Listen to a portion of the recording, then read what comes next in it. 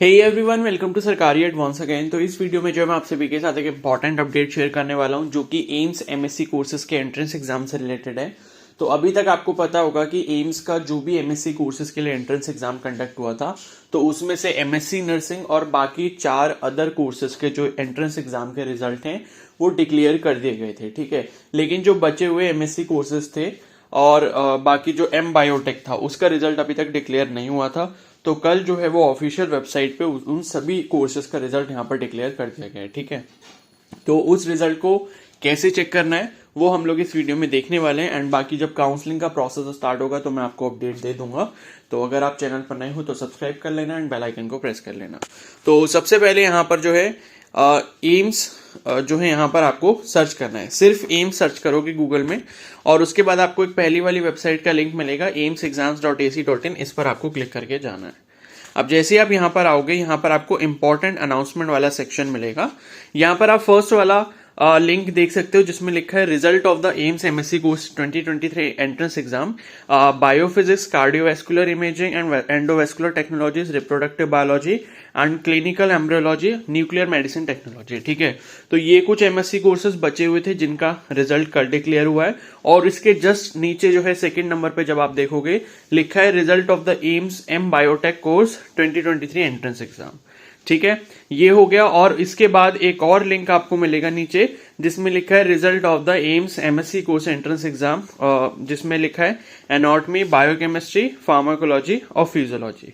ठीक है, तो इन सभी का जो रिजल्ट है वो यहां पर डिक्लेयर हो चुका है। तो यहां पर मैं आपको दिखा देता हूं। फर्स्ट वाला जैसे हमको क्लिक करना है, ठीक है, तो ये पीडीएफ डाउनलोड हो जाएगी। ठीक है, तो पीडीएफ ये यहां पर है और इसके बाद आप यहां पर आप देख सकते हो कोर्स वाइज जो है आपको यहां पर आपकी रैंक दिख जाएगी। ठीक है, तो जैसे एमएससी बायोफिजिक्स में टोटल 6 कैंडिडेट्स यहां पर मेरिट लिस्ट में है। ठीक है, उसके बाद MSc cardiovascular imaging and endovascular technology, इसमें 4 कैंडिडेट्स हैं। उसके बाद नेक्स्ट वाली कोर्स में भी 6 कैंडिडेट्स हैं। फिर न्यूक्लियर मेडिसिन में 13 कैंडिडेट्स हैं। ठीक है, अब यहां पर ये लिखा है कि all candidate shall report to the office of the registrar academic section from 26 July to 31 July and complete the admission process.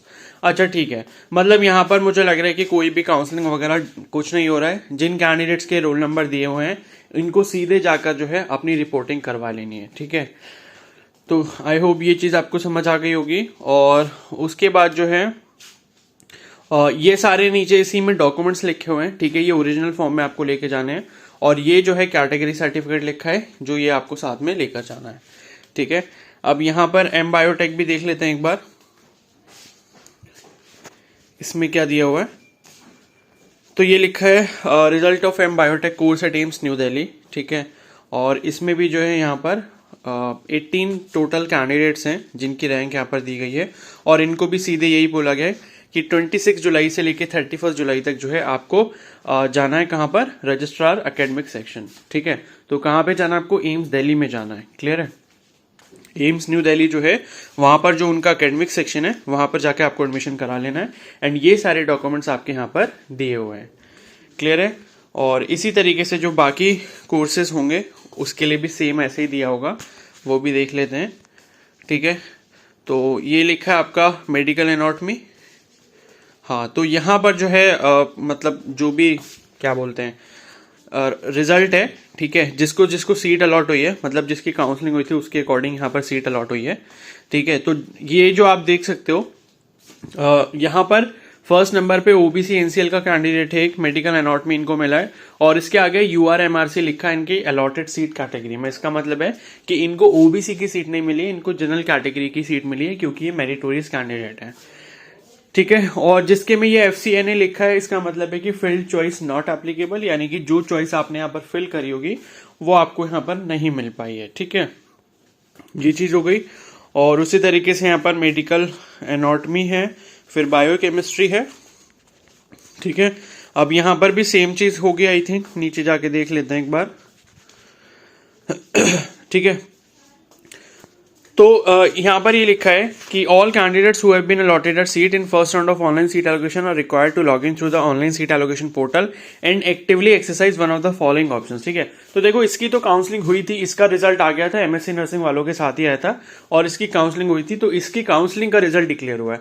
और बाकी जो अदर कोर्सेज हैं उसमें उन्होंने कोई भी काउंसलिंग वगैरह नहीं करी, उन्होंने डायरेक्ट जो है कैंडिडेट्स के रोल नंबर दे दिए जिनको डायरेक्टली एडमिशन के लिए बुलाया गया है। तो पीडीएफ में एक बार देख लेना। तो ये लिखा है कि जिनका इस वाली लिस्ट में नाम है, ठीक है, ये वाली जो मेरी स्क्रीन पर है, तो इसमें आपको 31 जुलाई तक जो है ऑनलाइन ऑप्शन सेलेक्ट करना होगा। ठीक है, ऑप्शन 1 ऑप्शन 2 ये दिया है। तो ऑप्शन 1 ये बोलता है कि आपको जो सीट मिली है आप उसको ले लोगे एंड एडमिशन करवा लोगे और उसके बाद आगे फर्दर राउंड में पार्टिसिपेट नहीं करना चाहते। और सेकंड वाला ऑप्शन ये कहता है कि जो सीट आपको मिली है आप उस पर एडमिशन लोगे जाकर एंड उसके बाद सेकेंड राउंड में भी जो है पार्टिसिपेट करोगे इन केस अगर आपको अपग्रेड करवाना है। ठीक है,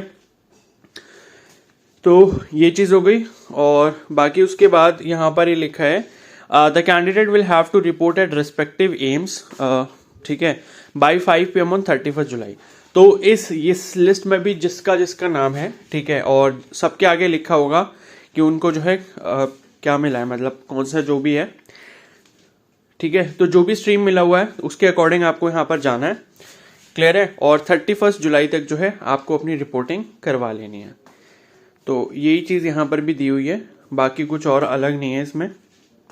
ठीक है, और जो भी आपको एम्स मिला है, जैसे किसी को एम्स गोरखपुर मिला है, किसी को एम्स न्यू दिल्ली मिला है, किसी को नागपुर मिला है, तो उसके अकॉर्डिंग जो भी आपको एम्स अलॉट हुआ है वहाँ पर जाके आपको 31 जुलाई तक अपना एडमिशन करवा लेना है। बाकी और तो कुछ है नहीं इसमें। ठीक है, बाकी ये डॉक्यूमेंट्स लिखे हुए हैं यहाँ पर, चाहो तो उसका स्क्रीनशॉट ले लेना। ठीक है, ये डॉक्यूमेंट्स हैं। बाकी 1 लाख रुपीज़ जो डीडी जिसको देना होता है उसका मतलब ये है कि मान लो अगर कोई कैंडिडेट ऐसा है जिसके पास कोई ओरिजिनल डॉक्यूमेंट मिसिंग है, वो अभी इस टाइम पर नहीं है और उसे लगता है कि विद इन 5 to 7 डेज उसको वो डॉक्यूमेंट मिल जाएगा, तो क्या कर सकता है वो कैंडिडेट 1 लाख रुपीज़ का डीडी जमा करके वहाँ पे जो है एक रिलैक्सेशन ले सकता है कुछ दिन के लिए, लाइक 5 days to 1 week का। ठीक है, जिससे आप उस टाइम में अपना वो ओरिजिनल डॉक्यूमेंट सबमिट कर पाओ जो अभी आपके पास नहीं है, इन केस अगर आपके साथ ऐसा होता है। बट हाँ, अगर आप उस विद इन ड्यू टाइम में उस ओरिजिनल डॉक्यूमेंट को सबमिट नहीं कर पाते हो तो आपका जो 1 लाख रुपीज़ का डीडी है वो आपसे वापस, मतलब वो आपको जो है वापस नहीं दिया जाएगा।